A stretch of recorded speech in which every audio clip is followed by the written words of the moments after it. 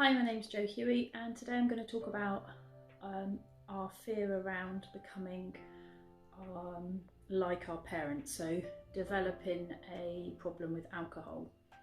Now, this is something that I've heard many daughters and sons of alcoholics talk about, something that they are worried about, something that they're concerned about. So I thought I will share my thoughts on the topic. So even though the statistics say that as children of alcoholics we are 1 in 5 more likely to become an alcoholic, that doesn't mean that we will, obviously. I'm the daughter of an alcoholic and my dad passed away from his drinking, and I have never had a problem with alcohol. I very much have the same school of thought as Gabor Mate, who talks about addiction and how people are addicted, and it's often more about what's happened to them and the environment that they have grown up in. Obviously, if you have been surrounded by family members that have had a problem with drink, you could be more susceptible than somebody that hasn't. I don't believe it is genetic, because if it was genetic, that means it has to be genetic with everybody, and not just, you can't just pick and choose in my thinking anyway. And my sister has developed a drinking problem, and she's in recovery now. She's doing really well, but my dad is not her dad, so there's no genetic link there, but yet she's still developed a drinking problem. You could say that was environmental, because he had a drinking problem. That's a whole different debate, of which I could spend a long time talking about, but for this video, I guess the fear is real, because obviously, we see how our family member, our parent is acting, and that they're addicted, and we fear that could happen to us, and when we hear stories of other people and that has happened to them, it can make it seem more real.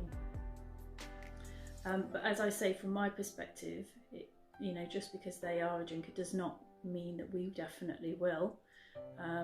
And our relationship with ourselves, how we manage our mental health, how we manage difficulties in our lives is much more important. And it's those things, in my mind, that impact on whether someone is more susceptible to needing to lean on alcohol as a way of coping. When we've got a good network of people around us, and we've got good mental health, and we feel good about who we are as people, that's really important, because most people that have got addictions, they've experienced trauma, there is some sort of shame, there's some sort of element of low, of self-loathing, low self-worth and self-esteem.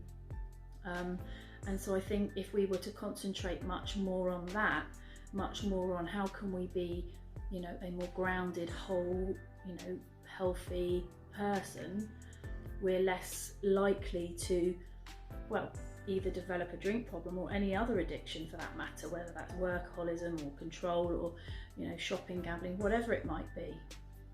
So whilst I understand the fear that, we may become them, I think it's one of those things as well. The more we concentrate on what we don't want, sometimes that's exactly what we attract. So I think that, we can spend our whole lives worrying about whether something will or won't happen. And some people will avoid alcohol altogether because they have that fear.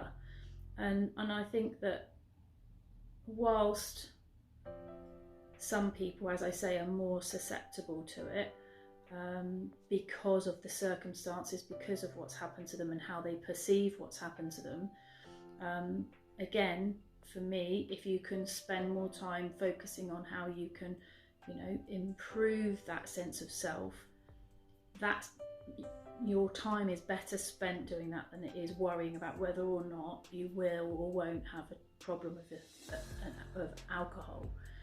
You may develop a different addiction, and it's just that, and anxiety around, will this happen or won't this happen to me? And I think we can only, my advice and learnings myself is that we can only focus on what we've got right now, not what might happen in the future.